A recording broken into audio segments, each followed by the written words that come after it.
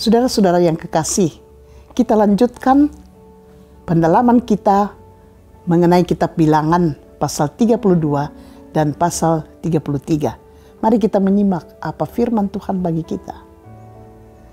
Kalau kita lihat pasal 31 sampai pasal 35, kita dapat melihat penaklukan dan pendudukan yang sukses di tanah perjanjian oleh generasi baru.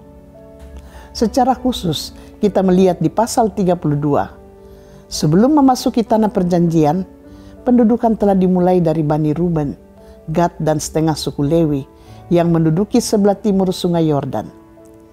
Hal ini menunjukkan bahwa kerajaan Allah tidak terwujud secara langsung, tetapi melalui proses. Sebenarnya 38 tahun sebelumnya pun, tanah Kanaan sudah berada di depan mata umat Israel. Namun, saat itu seluruh bangsa Israel menolak untuk masuk ke tanah Kanaan, tidak percaya kecuali Kaleb dan Yosua. Karena itu, umat Israel yang tidak percaya itu dihapuskan atau mati di padang gurun dan tidak bisa melihat tanah perjanjian. Saat Bani Ruben dan Gad minta untuk tinggal di sebelah timur sungai Yordan sebelum mereka masuk ke Kanaan, Musa sebenarnya teringat akan masa lalu dan khawatir bahwa bangsa Israel pun akan menolak untuk masuk ke tanah Kanaan. Akan tetapi pemikiran Musa ini salah, karena sebelah timur sungai Yordan sangat cocok untuk ternaknya Bani Ruben dan Gad. Mereka menginginkan tempat tersebut dan menempatkan istri serta keluarganya di sana, sembari juga mempersenjatai diri dan ikut menaklukkan Kanaan bersama suku lain. Berbeda dengan generasi sebelumnya, generasi baru tidak lagi berputar-putar di perbatasan tanah Kanaan, tetapi mereka dengan yakin akan menaklukkan tanah perjanjian itu. Kini hanya tersisa bagian barat sungai Yordan untuk ditaklukkan oleh bangsa Israel. Bilangan pasal 33 menunjukkan kembali 40 tempat persinggahan orang Israel selama 40 tahun perjalanannya di padang gurun di sebelah timur sungai Yordan hingga ke perbatasan. Ketaatan Musa dan Harun pada perintah serta tuntunan Tuhan membuat perjalanan umat Israel dapat tiba ke tanah Kanaan. Sekalipun mereka tidak luput dari kekurangan, tetapi ketaatan mereka adalah faktor penting dari penaklukan tanah Kanaan. Bangsa Israel berjalan selama 40 tahun di padang gurun dan singgah di 40 tempat dengan tuntunan tiang awan dan tiang api, berbekalkan mana, burung puyuh dan air dari batu hingga mereka tiba di perbatasan Kanaan.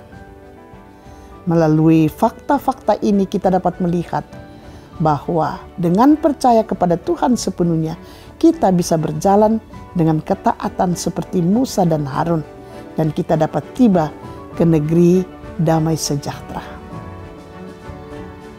Walaupun perjalanan hidup kita berliku-liku, tapi dengan tuntunan Tuhan, atas anugerah Tuhan, kita pasti dapat melaluinya. Oleh karena itu, percaya kepada Tuhan membuat kita dapat tiba pada tujuan kita, pada kerajaan Allah, pada situasi damai sejahtera untuk semua masyarakat. Mari sekarang saudara-saudara, kita bersama-sama membaca kitab Bilangan pasal 32 dan pasal 33.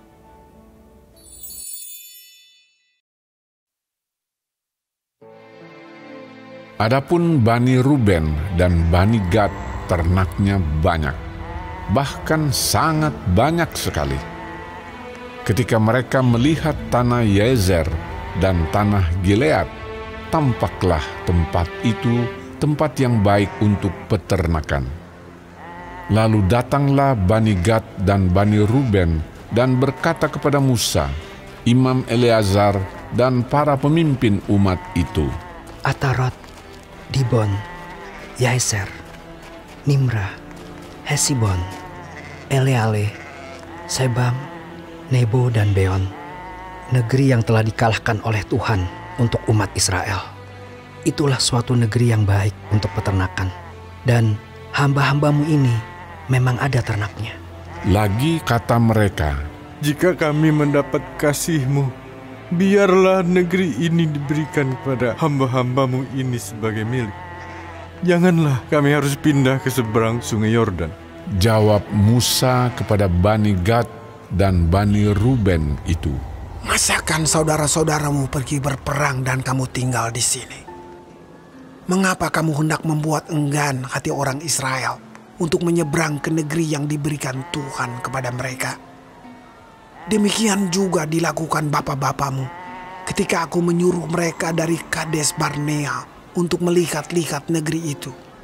Mereka berjalan sampai ke lembah Eskol, melihat-lihat negeri dan membuat enggan hati orang Israel, sehingga mereka tidak mau pergi ke negeri yang diberikan Tuhan kepada mereka. Maka bangkitlah murka Tuhan pada waktu itu, dan ia bersumpah bahwasanya orang-orang yang telah berjalan dari Mesir, yang berumur 20 tahun ke atas, tidak akan melihat negeri yang kujanjikan dengan bersumpah kepada Abraham, Ishak dan Yakub. Oleh karena mereka tidak mengikut aku dengan sepenuh hatinya, kecuali Kaleb bin Yefune, orang Kenas itu, dan Yosua bin Nun, sebab keduanya mengikut Tuhan dengan sepenuh hatinya. Sebab itu bangkitlah murka Tuhan kepada orang Israel, sehingga ia membuat mereka mengembara di padang gurun 40 tahun lamanya, sampai habis mati segenap angkatan yang telah berbuat jahat di mata Tuhan. Dan sekarang kamu bangkit ganti bapa-bapamu, suatu kawanan orang-orang berdosa, untuk menambah lagi murka Tuhan yang menyala-nyala kepada orang Israel itu. Jika kamu berbalik membelakangi dia, maka kamu akan lebih lama lagi dibiarkannya tinggal di padang gurun, dan kamu akan membawa kemusnahan atas seluruh bangsa ini." Tetapi mendekatlah mereka kepadanya serta berkata, "Kami hendak mendirikan kandang-kandang kambing domba di sini untuk ternak kami, dan kota-kota untuk anak-anak kami. Tetapi kami sendiri akan mempersenjatai diri, dan dengan bersegera kami akan berjalan di depan orang Israel, sampai kami membawa mereka ke tempatnya. Sementara itu anak-anak kami akan tinggal dalam kota-kota yang berkubu, oleh karena penduduk negeri ini. Kami tidak akan pulang ke rumah kami, sampai setiap orang Israel memperoleh milik pusakanya. Sebab kami tidak mau menerima milik pusaka di seberang sungai Yordan sana, dan seterusnya, apabila kami mendapat milik pusaka di seberang sungai Yordan sini, di sebelah timur." Lalu berkatalah Musa kepada mereka, "Jika kamu hendak berbuat demikian, jika kamu hendak mempersenjatai diri untuk berperang di hadapan Tuhan, dan setiap orang dari kamu yang telah bersenjata hendak menyeberangi sungai Yordan di hadapan Tuhan, sampai ia menghalau musuh-musuhnya dari hadapannya, sehingga negeri itu takluk ke hadapan Tuhan. Dan jika kemudian kamu pulang, maka akan bebaslah kamu dari kewajibanmu kepada Tuhan dan kepada Israel, dan negeri ini pun akan menjadi milikmu di hadapan Tuhan. Tetapi jika kamu tidak berbuat demikian, sesungguhnya kamu berdosa kepada Tuhan, dan kamu akan mengalami bahwa dosamu itu akan menimpa kamu. Dirikanlah kota-kota bagi anak-anakmu, dan kandang-kandang bagi kambing dombamu, dan perbuatlah apa yang telah kamu ucapkan." Maka berkatalah Bani Gad dan Bani Ruben itu kepada Musa, "Hamba-hambamu ini akan berbuat seperti yang diperintahkan Tuanku. Anak-anak dan istri-istri kami, ternak dan hewan kami akan tinggal di sini di kota-kota Gilead. Tetapi hamba-hambamu ini akan menyeberang di hadapan Tuhan untuk bertempur, yakni setiap orang yang bersenjata untuk berperang seperti yang dikatakan Tuanku." Lalu Musa memberi perintah mengenai mereka kepada Imam Eleazar dan kepada Yosua bin Nun dan kepada kepala-kepala puak dari suku-suku Israel. Kata Musa kepada mereka, "Jika Bani Gad dan Bani Ruben itu telah menyeberangi sungai Yordan bersama-sama dengan kamu untuk berperang di hadapan Tuhan, yakni semuanya orang yang bersenjata untuk berperang. Dan jika negeri itu telah takluk kepadamu, maka haruslah kamu memberikan tanah Gilead kepada mereka sebagai milik. Tetapi jika mereka tidak menyeberang dengan bersenjata bersama-sama dengan kamu, maka haruslah mereka menerima tanah miliknya di tengah-tengahmu di tanah Kanaan. Lalu Bani Gad dan Bani Ruben itu menjawab, Apa yang difirmankan Tuhan kepada hamba-hambamu ini akan kami lakukan. Kami sendiri akan menyeberang dengan bersenjata di hadapan Tuhan ke tanah Kanaan. Tetapi bagi kami, tetaplah tanah milik pusaka kami di seberang sungai Yordan sini.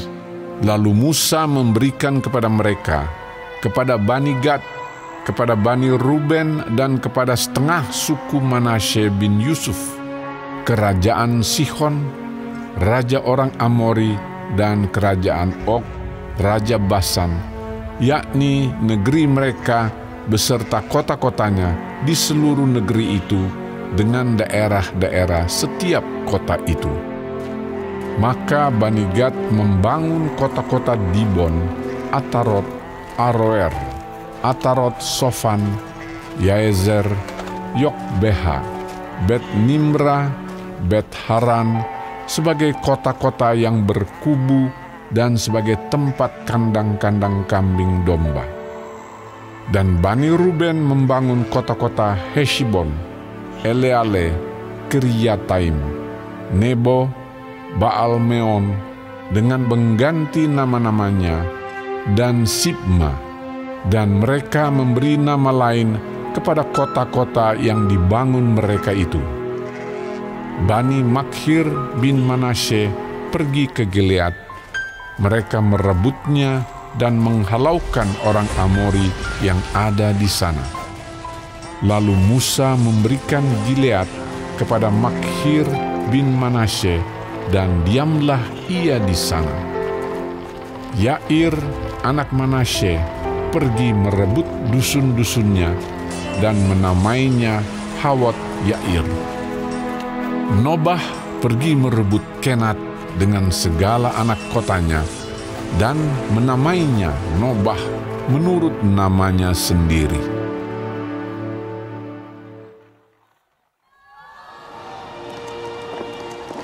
Inilah tempat-tempat persinggahan orang Israel setelah mereka keluar dari tanah Mesir, pasukan demi pasukan di bawah pimpinan Musa dan Harun. Musa menuliskan perjalanan mereka dari tempat persinggahan ke tempat persinggahan sesuai dengan titah Tuhan. Dan inilah tempat-tempat persinggahan mereka dalam perjalanan mereka. Mereka berangkat dari Rameses pada bulan yang pertama, pada hari yang ke-15 bulan yang pertama itu.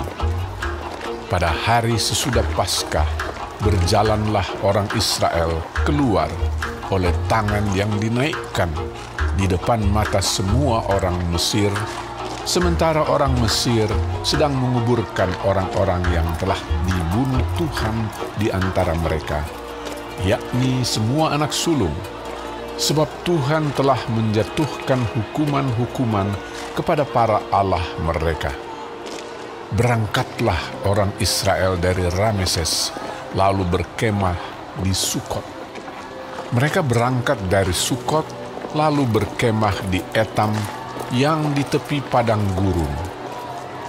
Mereka berangkat dari Etam, lalu balik kembali ke Pihahirot yang di depan Baal Zephon, kemudian berkemah di tentangan Migdol.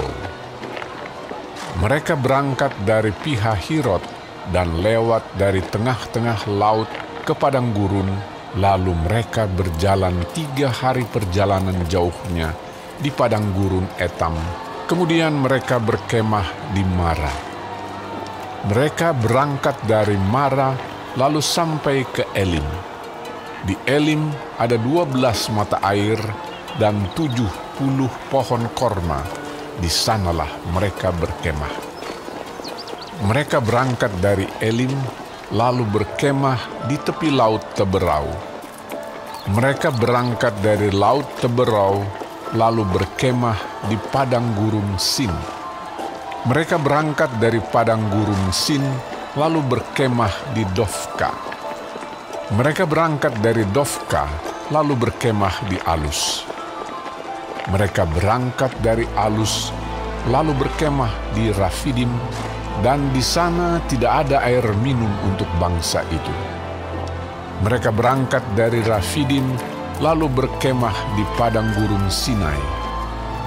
Mereka berangkat dari padang gurun Sinai, lalu berkemah di Kibrot Ta'awa. Mereka berangkat dari Kibrot Ta'awa, lalu berkemah di Hazerot. Mereka berangkat dari Hazerot, lalu berkemah di Ritma. Mereka berangkat dari Ritma, lalu berkemah di Rimon Peros. Mereka berangkat dari Rimon Peros, lalu berkemah di Libna. Mereka berangkat dari Libna, lalu berkemah di Risa. Mereka berangkat dari Risa, lalu berkemah di Kehelata. Mereka berangkat dari Kehelata, lalu berkemah di Har Syafer. Mereka berangkat dari Har Syafer, lalu berkemah di Harada. Mereka berangkat dari Harada, lalu berkemah di Makhelot. Mereka berangkat dari Makhelot, lalu berkemah di Tahat. Mereka berangkat dari Tahat, lalu berkemah di Tarah. Mereka berangkat dari Tarah, lalu berkemah di Mitka. Mereka berangkat dari Mitka, lalu berkemah di Hasmona.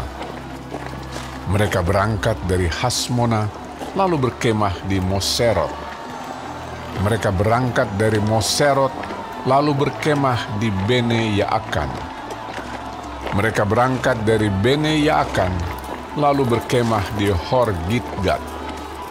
Mereka berangkat dari Hor Gidgad, lalu berkemah di Yotbata.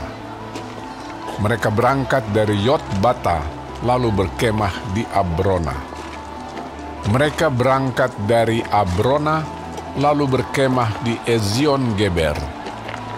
Mereka berangkat dari Ezion Geber, lalu berkemah di padang gurun Zin, yaitu Kadesh. Mereka berangkat dari Kadesh, lalu berkemah di Gunung Hor, di perbatasan tanah Edom. Ketika itu Imam Harun naik ke Gunung Hor sesuai dengan titah Tuhan, dan di situ ia mati pada tahun ke-40 sesudah orang Israel keluar dari tanah Mesir, pada bulan yang kelima, pada tanggal 1 bulan itu. Harun berumur 123 tahun ketika ia mati di Gunung Hor. Pada waktu itu, Raja negeri Arad, orang Kanaan itu yang tinggal di tanah Negeb, di tanah Kanaan, mendengar kabar tentang kedatangan orang Israel. Berangkatlah mereka dari Gunung Hor, lalu berkemah di Zalmona. Mereka berangkat dari Zalmona, lalu berkemah di Funon. Mereka berangkat dari Funon, lalu berkemah di Obot. Mereka berangkat dari Obot, lalu berkemah dekat reruntuhan di Abarim, di daerah Moab. Mereka berangkat dari reruntuhan itu, lalu berkemah di Dibon Gad. Mereka berangkat dari Dibon Gad, lalu berkemah di Almon di Blataim. Mereka berangkat dari Almon di Blataim, lalu berkemah di pegunungan Abarim di depan Nebo. Mereka berangkat dari pegunungan Abarim, lalu berkemah di dataran Moab di tepi sungai Yordan dekat Yerikho. Mereka berkemah di tepi sungai Yordan dari Bet Yesimot sampai ke Abel Sitim di dataran Moab. Tuhan berfirman kepada Musa di dataran Moab di tepi sungai Yordan dekat Yerikho. Berbicaralah kepada orang Israel, dan katakanlah kepada mereka, apabila kamu menyeberangi sungai Yordan ke tanah Kanaan, maka haruslah kamu menghalau semua penduduk negeri itu dari depanmu, dan membinasakan segala batu berukir kepunyaan mereka. Juga haruslah kamu membinasakan segala patung tuangan mereka, dan memusnahkan segala bukit pengorbanan mereka. Haruslah kamu menduduki negeri itu dan diam di sana, sebab kepadamulah kuberikan negeri itu untuk diduduki. Maka haruslah kamu membagi negeri itu sebagai milik pusaka dengan membuang undi menurut kaummu. Kepada yang besar jumlahnya, haruslah kamu memberikan milik pusaka yang besar, dan kepada yang kecil jumlahnya, haruslah kamu memberikan milik pusaka yang kecil, yang ditunjuk oleh undi bagi masing-masing. Itulah bagian undiannya. Menurut suku nenek moyangmu, haruslah kamu membagi milik pusaka itu. Tetapi jika kamu tidak menghalau penduduk negeri itu dari depanmu, maka orang-orang yang kamu tinggalkan hidup dari mereka akan menjadi seperti selumbar di matamu dan seperti duri yang menusuk lambungmu, dan mereka akan menyesatkan kamu di negeri yang kamu diami itu. Maka akan kulakukan kepadamu seperti yang kurancang melakukan kepada mereka.